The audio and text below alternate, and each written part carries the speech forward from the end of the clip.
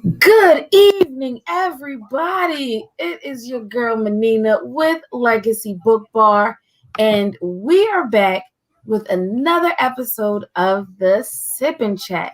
I know it feels like forever since I last saw you all, but we are back here, and tonight I have the pleasure of having Erica Dyer. Hey, Erica, how are you? Hey, I'm finding yourself. Happy Friday. Yes, cheers to the Yes. weekend. So I am at my parents' house, nodded off a few times, did not make my sip for the sip and chat. So everyone that knows I always have a glass of something, even if it's hot tea. I have something, and me, the host, forgot the sip. I got you covered. I got the sip Good part over looking. here. Good looking. I I should know better. Look, and I'm a front and sip. Like I'm a sip once and just sit that cup right back there. Oh my goodness. Oh man. But how have you been? What has your week looked like? This has been the week of revamping everything. Like I revamped my website, and it's been the week of sequels. So of course, Coming to America 2 came out. I have so many different opinions about that. So I've been watching that. I'm actually starting a blog on my website. Okay. So that's my opinions on there. It's gonna be on there. And then I'm reading Coldest Winter Ever 2 this week. I've heard some very different reviews on that one. Me too. So I'm trying to keep an open mind on that. And then I also submitted my part 2 for my book to my editor this week. Okay. So we're in the editing part of part 2 for Good Girls with Good Habits. So it's been a sequel week over here. Gotcha. Yeah, it's been a crazy last 2 weeks. I hear a backdrop. I'm so sorry. So this week, it's been a crazy 2 weeks, and everything that could go wrong has gone wrong these last few weeks. And I've been calling. I have a business bestie, and I called her and was like, "Oh my gosh, freaking out." So I know all of our friends that are watching our Sip and Chat follows Legacy BookBar, and everyone has probably seen the new newsletter that Legacy BookBar has started for the month of March. So hopefully everyone is going to that website that's scrolling at the bottom of the screen and either subscribe so they can be a part of the newsletter chain for April. And we have a new news tab on our website. So I posted my blog.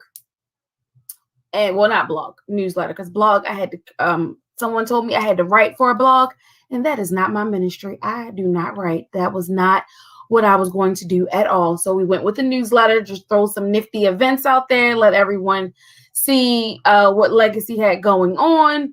And I thought I messed up posting the newsletter live. I freaked out, then come to realize I didn't need to freak out. So I've just been in an emotional bubble this week, but it's okay. I'm here, and no more freakouts. But no more freakouts. It's been a crazy week. You are entitled to have a freak out every once in a while. And then we're here. I love it. Freak out, you listen to some trap music, and then you get back to bed. And that's exactly what I did. I had to sip on something a little stronger than when I used to. I threw on I went from like, let me listen to trap music and let me listen to gospel and get my whole mind together, bring it full circle. And now I'm back and I'm like, yes. I can go into the weekend strong now. I got this. I say all the time, I know my neighbors be like, what do she be on? Like 1 minute it's like, shoot 'em up, bang, bang. And the next minute it's like, I love you, Lord. Like, yes. They probably be like, we're versatile. I think for women, we have our moods and we can be versatile depending on what is going on with us in that week or that given moment. But absolutely. So everyone that knows that has been following Legacy BookBar has clearly seen a lot of the flyers that I have posted as far as open mic night and as far as the Be Bold, Be Heard. And that was how you came across us, was the flyers that we posted on Instagram. Right. So for any of our aspiring authors or established authors, if you are looking to get your story told, you're definitely going to want to send me a DM or email me at legacybookbar@gmail.com, because then you get your turn on the chair with us and we get to hear about all of the nifty tricks of the trade, your journey and everything in this wonderful world of book writing. So tell us a little bit about yourself, Miss Erica. You want to know something? I really think I'm like the most unordinary person ever in the world. Like I go to work, I go to school. Well, when I was in school, I took a break. Born and raised in Baltimore. I've been reading since I was like Baltimore. Right? I've been reading urban fiction since I was like 12, when I was too young to even know what half of the stuff in the book was. But like that's been my I always say I was like a hood good girl. Like, I grew up in the hood, but I didn't go off the steps too often. Like everyone wanted to protect me and make sure I was good. So reading those books put me in the life that I thought was like the best. Like having, the big drug dealer boyfriends, and at 16 getting Mercedes Benz and stuff. That didn't happen for me, but like reading that took me out of where I was at and put me in that was my fairy tale world. Like I didn't want to be Cinderella waiting for Prince Charming. Like I wanted Dante from down the block to come and with the Timbs on and the jeans and the other. Yes. Noted. I got you. So like I said, my first book that I picked up, and I don't really think you consider it urban fiction, was Push. Before it was Precious, it was Push. And it was in one of those free bin books at school. And I read it and I was like, wow. Like people write like this? Like I never knew. And then I got introduced to like the Triple Crown Productions. And then I went back to Iceberg Slim from the 60s, reading Pimp. And I was just like, wow, this is a whole new world. I was like, Ariel, whole new world. Is that? No, that's Jasmine from Aladdin. Yeah. So that's me. Like besides reading and writing, I'm a mom of one. Okay. He just turned 13. Teenagers, bless you. Oh, listen, and look, I'm like, I want to have another one, and everyone's like, "Are you crazy? You at the home stretch, sis." I know, right? But I want to try for a little girl one day. You know what? I can't talk because my kids is 20, 18, and 7. Okay, so I clearly that math didn't work out well for me at all. So yeah, I can't talk about anybody. I'm on the fence. Like if I have another one, I'm good. If I don't, I'll get a puppy. Like one of the two. And I am finishing up my master's degree. Nice. I don't know when I'm gonna finish it up, but I'm finishing it up. It's okay. You're on that right path. Yeah. I love it. I have like 11 credits left that I need. Okay. So, and the crazy thing is my major is criminal justice. Like my mom always was like, how do you like want to be this criminal justice crusader fighter, but like you want to be in the hood too? Like, hey, people in the hood. People in the hood need to know that the P's and Q's of the law. Right. So hey, listen, I'm all for it. My first criminal justice class, my professor was like, to be in this field, to be successful in this field, you got to think like a criminal. And I think I have mastered that. Love it. So your book, was it A Good Girl with Hood Habits? Very, very catchy phrase. Thank you so much. I love it because I think like you, I didn't necessarily grow up in the hood. I was born, Northeast Baltimore. I knew about the hood. Like I could probably write a report about it, but definitely didn't go into the hood at all. But knew how to conduct myself if I happened to go to the That was me. So I was like, I think I could. This is very interesting. So I actually, me personally, as a reader, I'm actually very excited to read your book. So Thank I you. can't Thank wait you. for that. So let us know what went into writing this book. Tell us about your journey. I started writing this book. I had went through this whole epiphany. I uprooted my son from Okay. Baltimore to California in 2013. I had lost my aunt that year, and I was like, I'm just done with Baltimore. It's time to go. Mm-hmm. I had left corrections that same year, so I started writing this book in 2013. The characters Mm-hmm. changed, the format changed, so many things changed in these 7, 8 years that it took for it Mm-hmm. to come out. But I started writing it, and I just wanted to tell a story. I didn't know whose story I was telling. I didn't know who would benefit from it. I just knew I had something to say. Mm-hmm.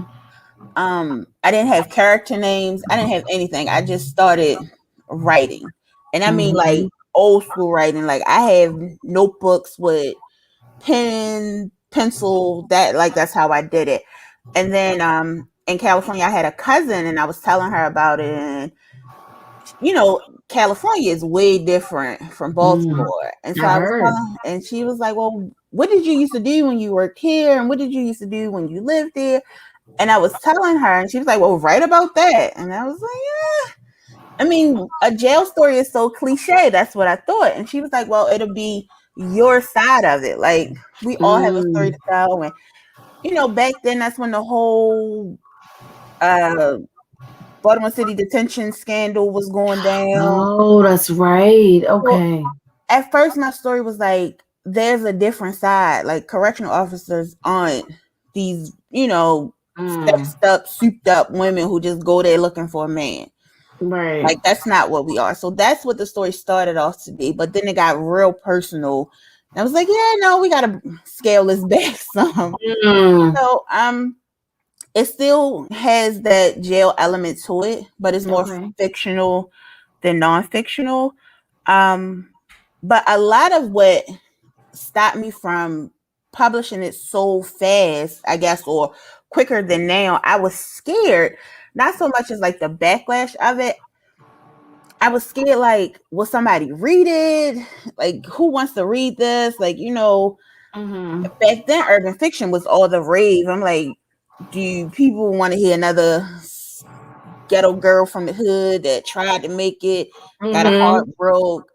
So, like, I was just like, yeah, I put it to the side. And then, the beginning of 2020, I was working for the state of Maryland, and I was telling my coworkers about the book, and I gave myself an ultimatum. I said, if it's not done by December 31st of 2020, I'm throwing everything away. Every book that I ever wrote a note on, every piece of paper, I was throwing everything away. And by August, I had linked up with Leslie Crawford, my publisher, and she gave me words of encouragement. And then by September, I had sent her the rough draft, and bada bing, bada boom, bada bang.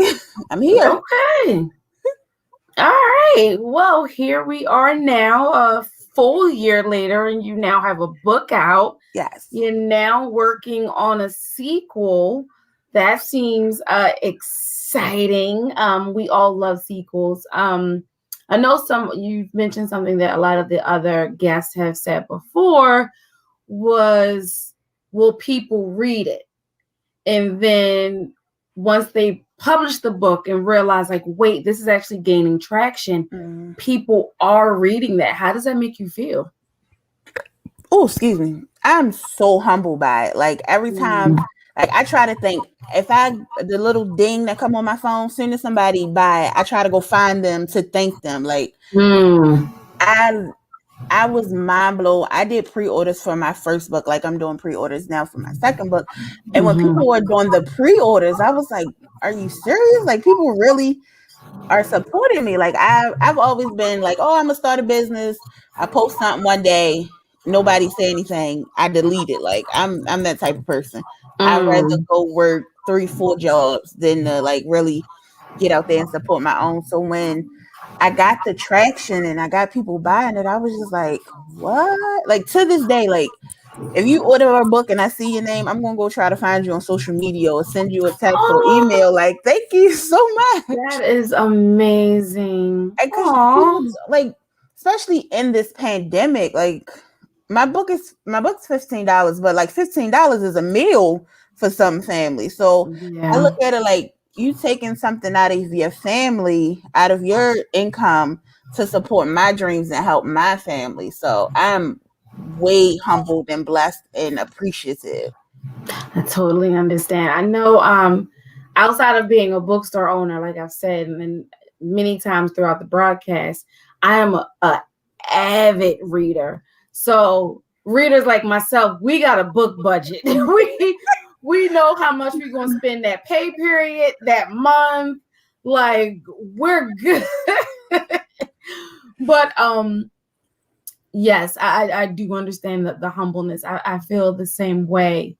Whenever I get the notification that someone has purchased something through the bookstore, and it's like, who purchased something? Who was this? What they buy? And then it's like, well, what they buy? And it's like, and then actually putting together the order to ship it out. It's like, there are people are really investing in the dream. And for us, you know, author, business owner, any type of small business entrepreneur, just know that if you're watching and you purchase something from us, just know we are so appreciative and humble of the fact that you have taken the time to go on our website, find us, actually purchase something. Like I probably and like so many others get so giddy going to the post office to drop off a book. Like I go to the same post office all the time, and every time I go in there, even with a mask, they say, "Hey, bookstore lady," and it's like I don't even care that they don't know my name. It's just the fact that you know me, and it's like, who the bookstore lady? Me, I'm the bookstore lady. I got a bookstore, but it's just an amazing feel, and I realize the more passion and energy you put into your product, no matter what it is, others will then invest in it because they see, well, what's she so excited about? What's she doing? They will then follow suit, and then you'll get more readers and followers, and it's just a whole train. And then before you know it, you're gonna be back on the Sip and Chat, and they'll be like, "Oh, girl, I'm on book 5. Well, what happened to? Where was I for books 3 and 4? What you started a new series? What happened here?" So it's all love. I love it. And like for me, I'm an introvert, but I'm an extrovert as well. Yes.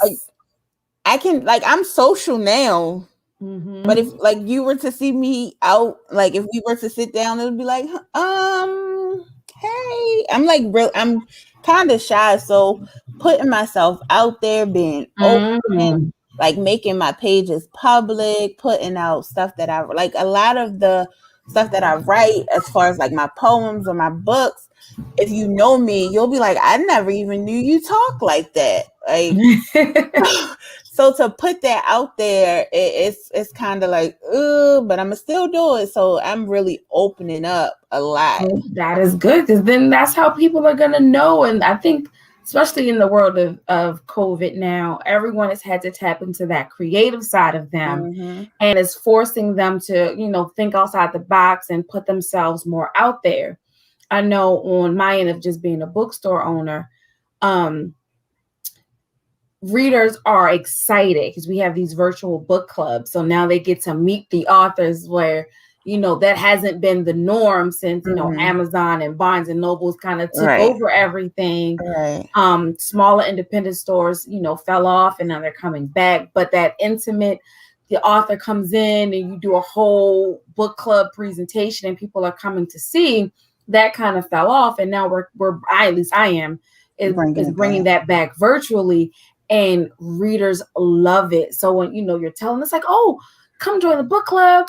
If this is your first ever, we have the author there. And it's like, wait, the author is on the call? Yep. So write down all your questions. Why did they kill off so-and-so? They should have killed off so-and-so.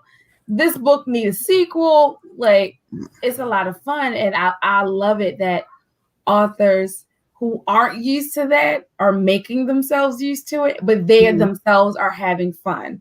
It's a new world out here. So we all are having to be a little different and do things that we ordinarily wouldn't do, but thanks to COVID, We gotta do it, right? We gotta do it. Exactly. Let's go a little bit to the comments. We have our legacy resident mama, Miss Karen, is here. She said, "Hello, ladies." Hi. EB said, "Riss Renee." And then we have one of our newest authors to Legacy BookBar, Sherry Small, said, "Hi, ladies." Hi. Sherry will be with us on April 16th with her book. So we are excited. So Sherry, thank you so much for supporting one of our authors here on the Sip and Chat. So what have you learned in your process of writing your book? That I'm not as good as I thought I was. Like I thought when no, when I say that, like I thought when I sent my first part, like my first edits in, especially for book 2, I thought like if that was it, like I know I did a good job. To recognize that I did a good job. It shouldn't be no edits. But then when I got it back, I was like, oh, okay. Well, maybe I need to like humble myself a little bit more with my writing. So this like, and then I realized people don't think like I think. Like in my mind, I know what I'm trying to say, but sometimes I don't say it in like in words in my book. So then I have to go back and be like, this is what I mean to say. Like it makes sense in Erica's head, but let me make sure my reader makes sense of what I'm saying. Gotcha. Well, we have a new guest that just hopped in, Miss Amanda Chambers. She said, "Hey, y'all." Amanda Chambers is, she's my bestie. So she's here with us. She is my business bestie. Hey, bestie. She is CEO and owner of Divine Legacy Publishing. So I know she can relate to you as far as, writing and having to submit books, or in her case, she's actually receiving books from authors and having to edit. I know could probably have some war stories to tell. And this is exactly why I am not going down that lane of writing books, because I'm not built for that. It's not me. I know. I will be the punk all day. I know my publisher, she's amazing. Like I tell everyone about her. She's like my editor and my publisher. And like when I submit something, it's like, "Erica, are you sure? Like, did you read that?" She's like, "Did you read that? Are you?" And then I'm like, "Oh, nope, let me go back. I didn't read it. I just said yes." Amanda just posted so many stories, laugh out loud. I bet. She's great. And if anyone is looking to publish their book and they want to self-publish, go to Divine Legacy Publishing. They can get you started. Yes. Shameless plug. I did it. And I don't care. And then once you're done, come back to me. We'll get your book in the store. It's great. So what are some of the resources? I know you said your publisher, you have Leslie Crawford. So that is amazing. So what are some of the resources you've used to get your story out there? As far as like marketing and things of that nature? Word of mouth, Instagram, Leslie, my mama. Mama's a great boy. Yes. So everybody. Listen, I have between my mother and then I have an aunt who's so amazing. Like I went to one of my cousins graduated, and I went to her graduation party, and my aunt was like, "Oh, my niece wrote a book. Everyone buy it." Like I was like, when I walked in, I think I had like 9 books in my trunk. I walked out with nothing. Awesome. Like I said, I'm hiring you for my promotion scene, right? But it's been mainly like like I said, my family, my friends, Instagram, word of mouth. Like I've had church members buy my book, and I was just like, disclaimer, it's not Christian-like. If Amanda is still with us, where is Michelle when I need her with these authors putting disclaimers on their books before they buy them? So our legacy BookBar bad girl, Miss Michelle Warren, I'm telling you, we joke with her all the time about putting disclaimers on her books before we give them out. I find it hilarious. I read everything. So I'm just like, okay, come through with what you got. Give me the shock value. I love it. So now we have another resident bad girl that has disclaimers on their book. Yes. Listen, when my book first came out, my grandmother got the book. And when I say I got called everything but the child of God, she was like, what is this? And I was like, I kind of told you. I was like, I thought I told you it was an urban fiction novel. And she was like, but I didn't think. I was like, okay, you don't read no more. Thanks for the support. I love it. We're going to put this on the bookshelf, Grandma. Yes, We're not going to have you read that one. Hilarious. So I know, like me, we're all on social media. So I tell everyone, when you come across an author, when you come across a small business, please, please, please make sure you show your support, because support isn't always purchasing from an author or purchasing from a small business. That helps, absolutely. But it's the share of the content on social media that really gets the algorithms moving and more eyes on the product. So if you're watching, please make sure that you follow Erica Dyer on Instagram and Facebook. If you are new to the Sip and Chat, make sure you're following Legacy BookBar on all 3 social medias, as well as YouTube, because as you know, tonight's episode is streaming live right now through YouTube. So there is multiple avenues for everyone to be able to see this broadcast and the other broadcast. Now I'm trying to find out why my son is in here trying to steal my cell phone in the middle of a podcast.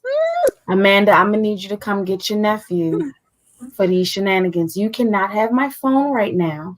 I'm in the middle of a podcast, and that's why all you took was, really, sir, the door. I'm so sorry. I'm normally home for this. And he didn't even close the door. That is so disrespectful. Please hold 1 second. So I'm back. I just had to kick my son out. So typically when I'm home, I don't really have these disruptions, but we're at Grandma's house, and everything just, it's different. Free for all at Grandma's house. So yeah, I do apologize. Yes, Amanda, come get your nephew all day. Yeah, that's gonna be fun. But hey, that's what happens when you're mobile, right? Look. Anything might happen. Mom, mogul, wife. You never know who might interrupt the broadcast any given moment. Look, Amanda, come past here and swing and get mine too. Just make it a sleepover. just have a whole sleepover. Oh my God. So back to you, Miss Erica Dyer, to apologize. So, do you have a copy of your book? I know I don't have a copy. I do. Let everyone see what your book looks like. This is my baby. Okay. I do. Good Girls with a Hood Habits. Yes. So that is book 1. And I have the cover for book 2. Wait a minute.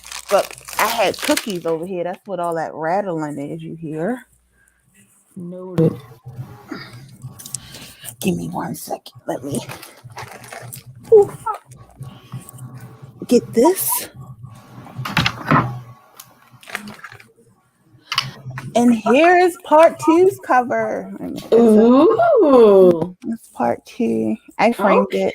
You frame? Oh, I did. I frame all my book covers. Well, the pictures going on. It's only 2 right now, but it's going to be like a whole. Right. 2, one of many. It is totally okay.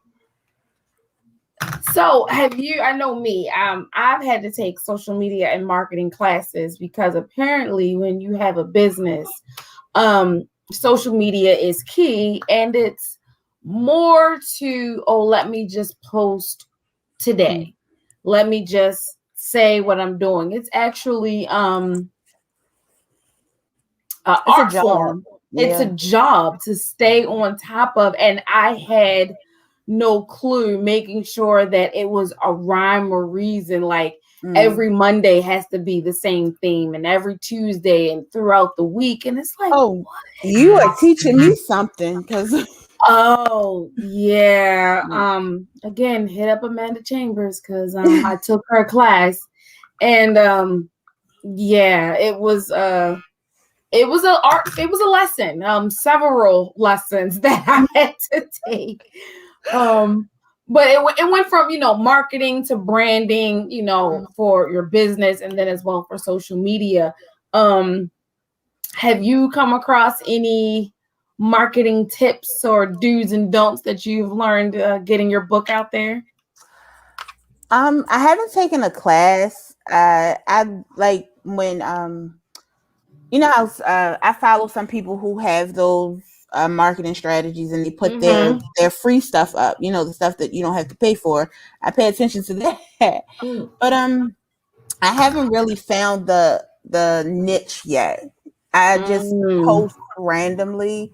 Like I said, for me, I'm a semi-private person, so like opening my page up to make it public, I took most of all the stuff down of like my family and stuff, so it's just my business on there. I try to post to stay relevant, but then sometimes it can be discouraging too, because like I'll post and this post gets 2 likes, and then I'll post in 3 days and this post gets 20 likes. So it's like, am I posting too much when I only get the 2 likes? Am I getting on people's nerves? Like I try not to be, I don't want to come across as pushy, like trying to push my product on someone, but it is, like you said, a business. I am trying to get it sold. So I'm still seesawing, trying to find the best method. I couldn't tell you. Gotcha. No, it is definitely an art form. I know when I started, when I first launched Legacy, I had one idea. Like I had 3 months of this is what I want to post, and I had stuff laid out. Then COVID happened, and I had to completely revamp because I'm not out face to face like I thought I would be. So then I had to change my content. I think I've probably changed my social media strategies at least 6 times in the year I've been open. Oh wow. And it happens. Some days, I'll get 2 or 3 likes. The next day, I might get, like you said, get the 20. It's just as long as I feel like the posts are getting liked. Hashtags, especially on Instagram, are super key. I never realized what those hashtags, how important they were. The more hashtags that are relevant to your content, the more people will see because they're following those same hashtags. But like I said, it was a classes that I took to learn all that, and I'm still learning today.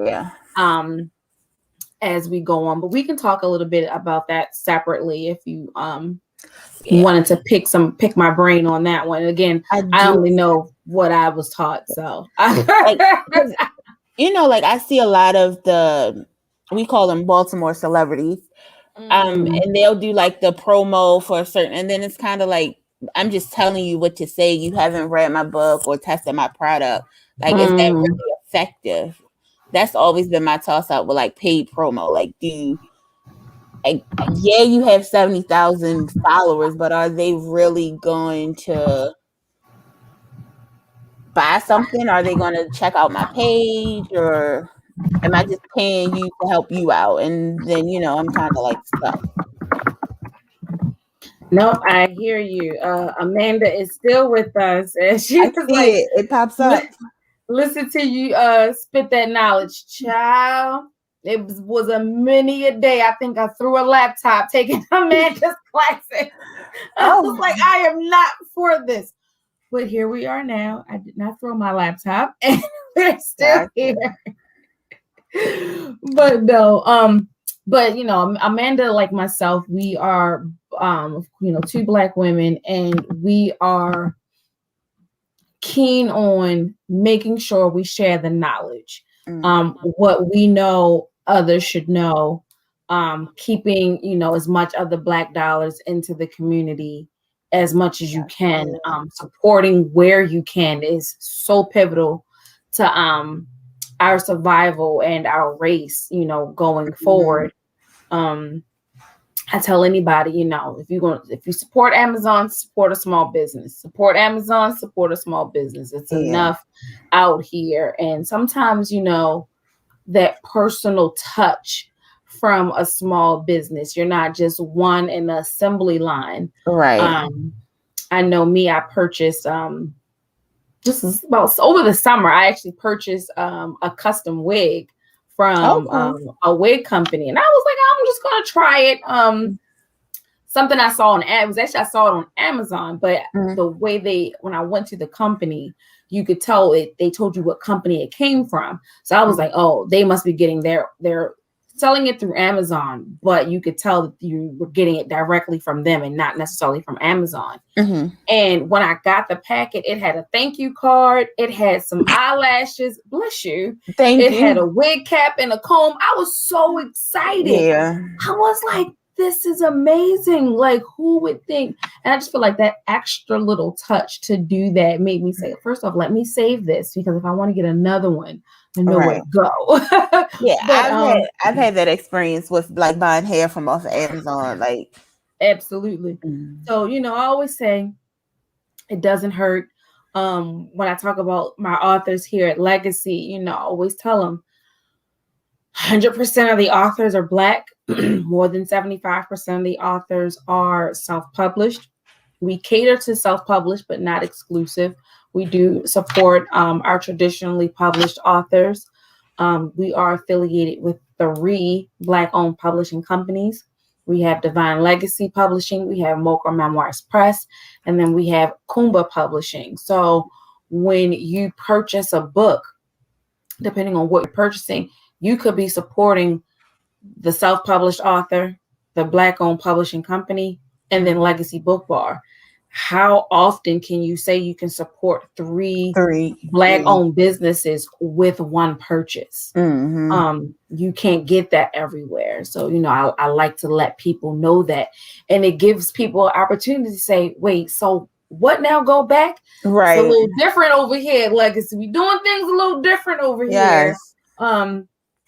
But it is, I think what sets every owner, every entrepreneur has something that sets them apart from the next one. And this is what we're doing on our little sliver of the world over here. Right.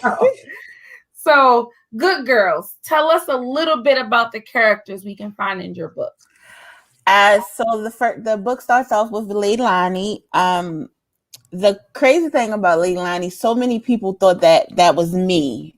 I don't know if it's because of the way I described her or what, but I've gotten so many calls that was like, hey, are you okay? Like, because so Leilani goes through some bad situations with guys. She's a very passive person. She doesn't really speak her mind too much until towards the end of her story. Well, towards the end of her story in this book, because she comes back. Okay.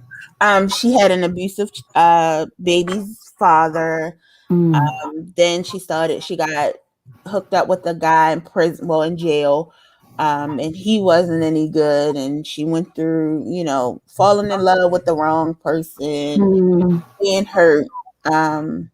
So yeah, I got a couple phone calls like, "Hey, were you getting beat up?" I was like, "No, no." Like, yeah, I had a couple of those. Then you have who's my favorite character, Keisha. Okay. Keisha, she was a paralegal. She was going to law school. One of her clients' name was Bishop. They met, during a client attorney meeting. They fell head over heels for each other. And then they go through this,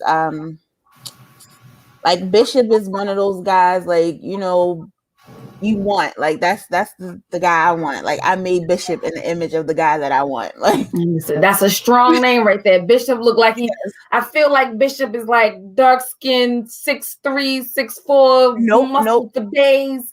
Like, I want totally different. I want totally different. Bishop is light now I got skin. to see what you did with Bishop. Now I definitely got to read it. Yes, Bishop is what you gave Bishop. Okay, I gave Bishop a total different, because in my mindset, dark skin is the right skin, tall, dark, and handsome is what I want. Listen, okay.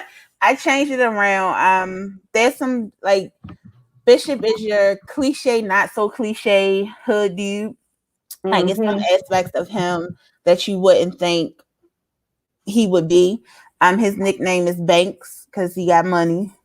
Like they fall in love, they end up getting married, but then something happens to where they get separated. It's a very like, oh my gosh, like I leave you at a cliffhanger with the Keisha and Bishop story.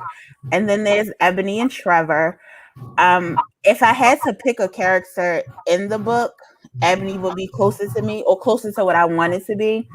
So Ebony and Trevor, been together for years, had hella kids. I always wanted to have that family dynamic. Like I wanted a bunch of kids. It didn't happen for me. And at this point, Lord, please don't let a bunch of kids come my way. Maybe one more, but don't give me like 5 or 6. But no, Trevor is a good guy. He's an all around good guy. I had a good job, but then some circumstances had him locked up. So now she's riding for her dude, and some stuff happens in the jail that he gets involved into. Then she has to bring out her family. Like he didn't know how deep her family is into the drug game and who her people is. So now she has to reveal her hands, and they go through stuff. You do get a sneak peek of a character named Dominic. He is one of the controllers of the jail, one of the movers and shakers. He tells a little bit about himself, but he'll be introduced in a later part of the series.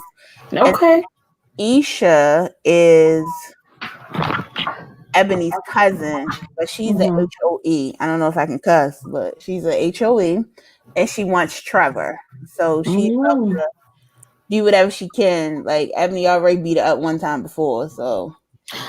All right, I'm definitely. So if anyone is listening and has not read Good Girls with a Hood Habit, we're gonna have a book discussion. We're gonna figure it out because I'm going to want to read it, and if I read it, I'm going to want to talk about it, and if I'm going to talk about it, we're going to have a book club about it. So we're going to have to make this thing happen because I am intrigued, and y'all know how I feel about books that intrigue me.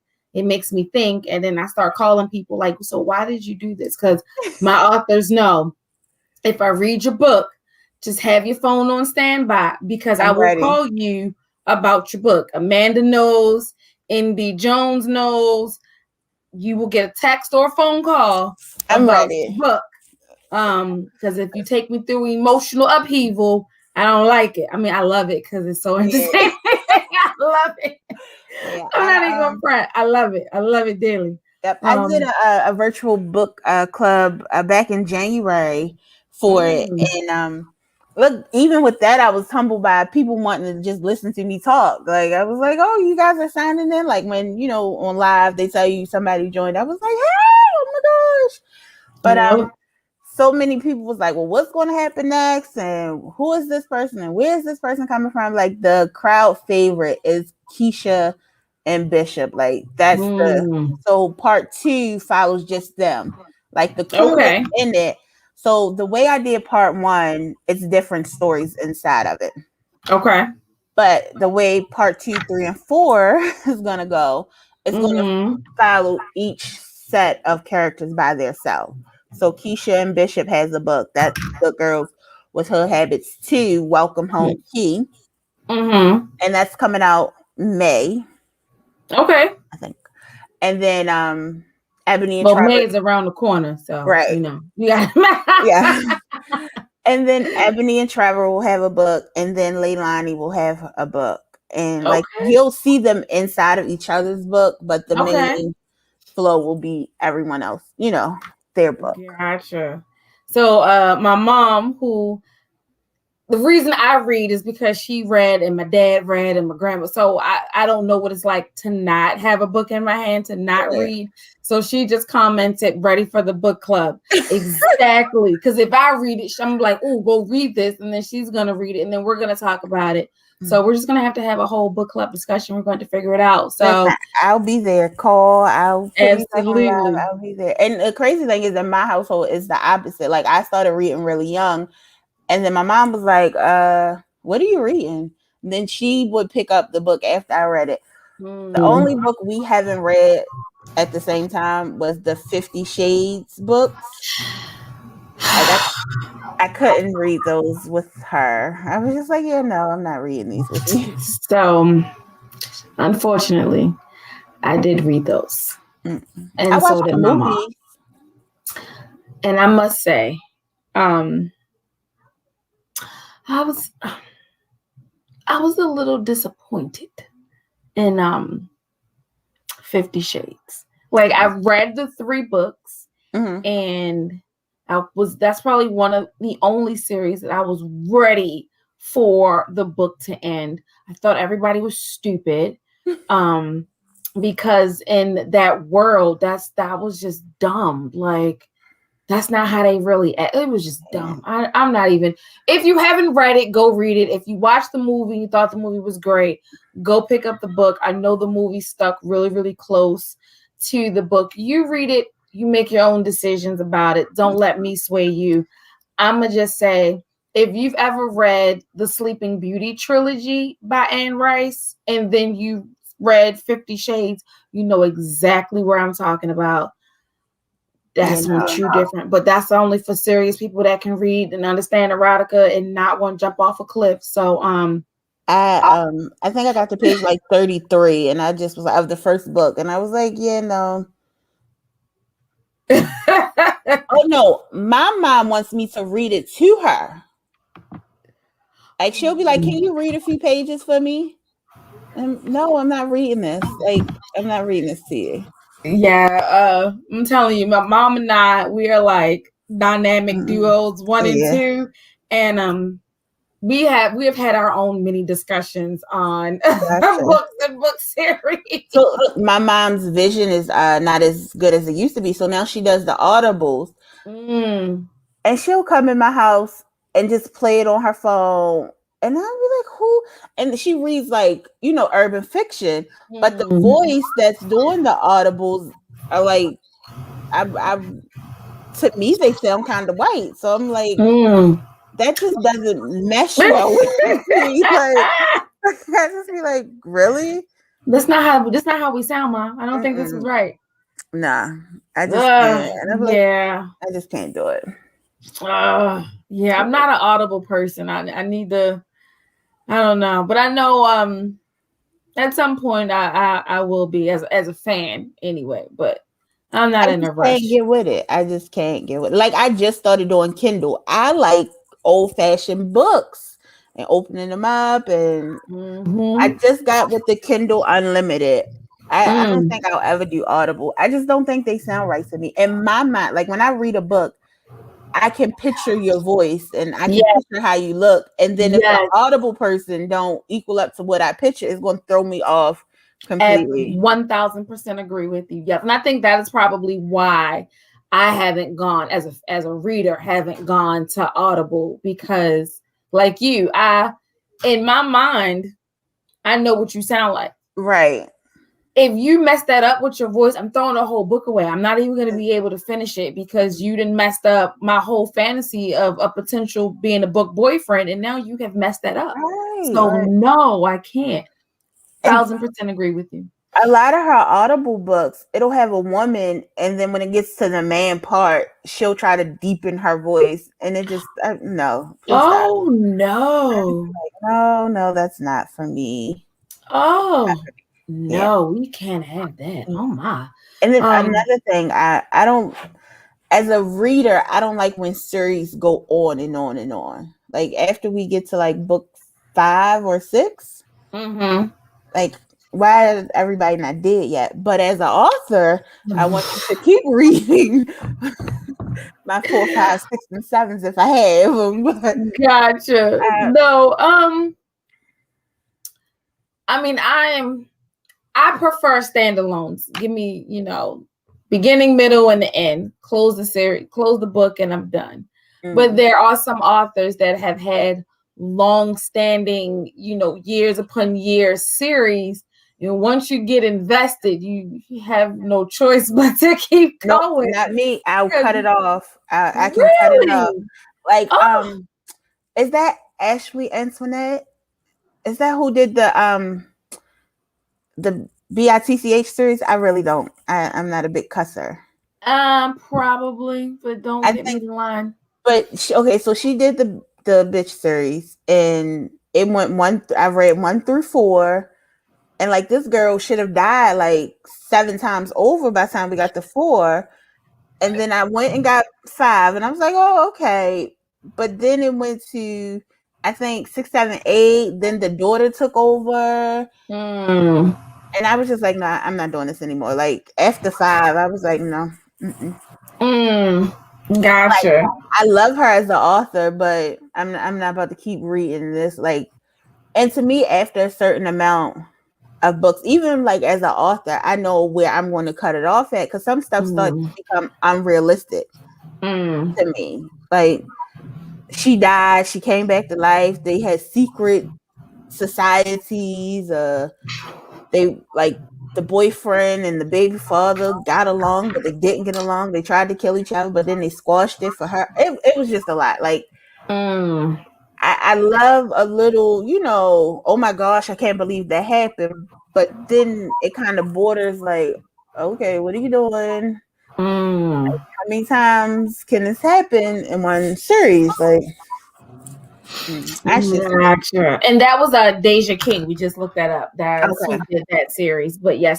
So question, do you, for as a reader, do you, and I know you write in urban fiction, but is that the series you primarily read the most as well? Yeah.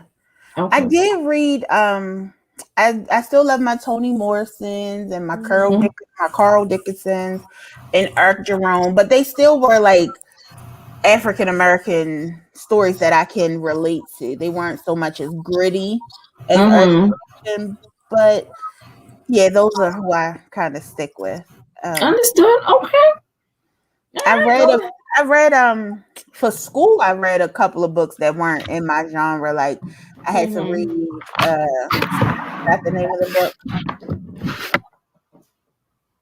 I forgot the name of the book, but it was it was a movie, it was a book, it was several adaptations of the book. Oh wow, okay. The movie was good. Okay. I don't think I stick to that genre like intentionally. It's just that's what's in front of me. Although now, like you said, with Amazon and the internet, I could just browse anywhere and get any type of book.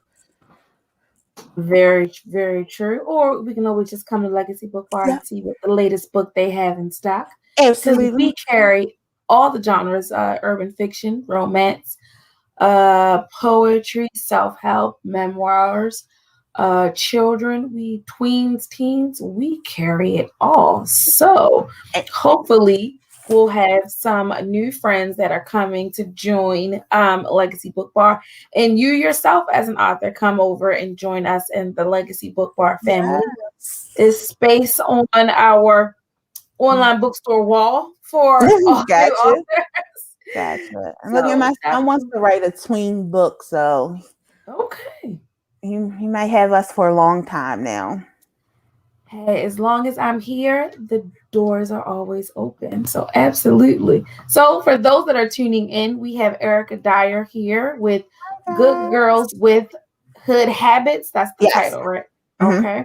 So for now, until we get her at Legacy BookBar, you're going to make sure that you go to Amazon and get that book, or you can follow her on her Instagram and Facebook pages.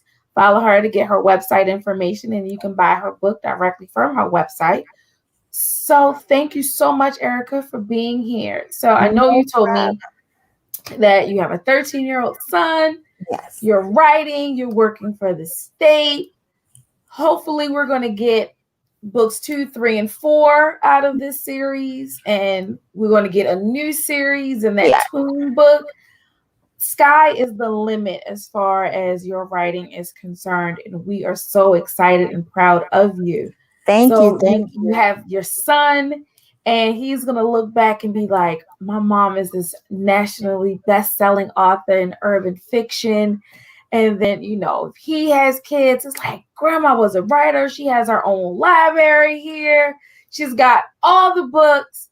Because of course, you know what we do here. We just fast forward into the future and we just predict what can happen in the future. Made me a grandma already. Lord, you know, we fast forwarding. We're looking at life the whole. If you can see my globe, wait, which way? You can see my globe back here. You know, we all over the place. I love it. Exactly. So you're gonna look back at your life. You're gonna look at your kids. You're gonna look at your writing journey, and you're gonna sit here and say, Erica, what did I want my legacy to be? I want you to answer that question for me. You got me there. That's what we do here. I'll give you one tough one. I'll keep it easy the rest of the time. If I had to say anything just off of my past experience and what I've been going through and what I have gone through, I want my legacy to be that you never give up. Never give up. Some dreams come true and some dreams don't. Those dreams that don't, well, I'm gonna put it like this. I thought growing up you have to go to college, you have to get a good job, get married, have a baby. None of that happened the way it was supposed to in my life. So I don't even think that was my dream. I just think that was what I was taught. But now at 32, I'm stepping into a whole new arena. I have completely did a 180. I'm looking into just, publishing, writing full time and being an entrepreneur where no one in my family has done that. Like, we don't even talk like that. It's, did you get that job? Did you get that degree? So for me to to step out of my comfort zone and still have the support, although I didn't think I would have it.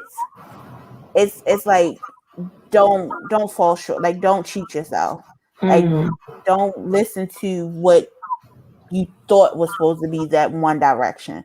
Like, I always say when people go, stay in your lane, like, lanes are meant to be changed. Like, that's why you have a signal. You put that signal on and you change lanes and you do what works for you. I love it. Okay, people. So if you've been listening, quote of the night: use your signal and change your lane if necessary. I love it. That is perfect ending, perfect answer to our question of the night. Thank you so much, Erica, for being a part of our episode. Thank you for having me. And see how you just picked that up, girl. Pick up a pen and write a book. Look how you all I did was re-say what you said. No. That's creative. That's creativeness right there. It is my job to sell the art that you authors put out. It is my job to sell it. It is not my job to write it. No. But thank you so much. Just hang out with us for a little bit. I got some news to share with our audience.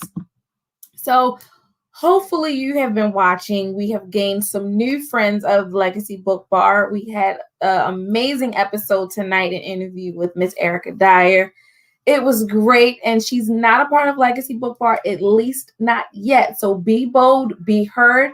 Follow the flyer. Email me at legacybookbar@gmail.com. And if you have a story to tell, we have the platform for you to tell your story. We're always looking for new and exciting Black authors to share here on the Sip and Chat.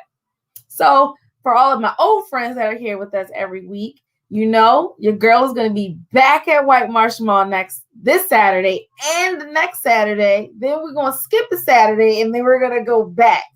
So you have multiple opportunities. If you have yet to support Legacy BookBar by a purchase of a book, or if you are a returning customer to Legacy BookBar, you have an opportunity to see us at White Marsh Mall. We are in front of White Barn and Bath and Body Works, so you can come get you a new book, get you a smelly good candle, get you some bath shower gels and some good lotions, and you can have a girls' night, a self-care moment at home with all your smelly good stuff and a new book.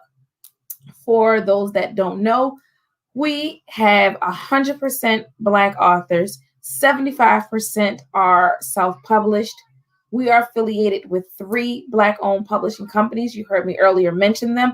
We have Divine Legacy Publishing, we have Mocha Memoirs Press, and we have Kumba Publishing.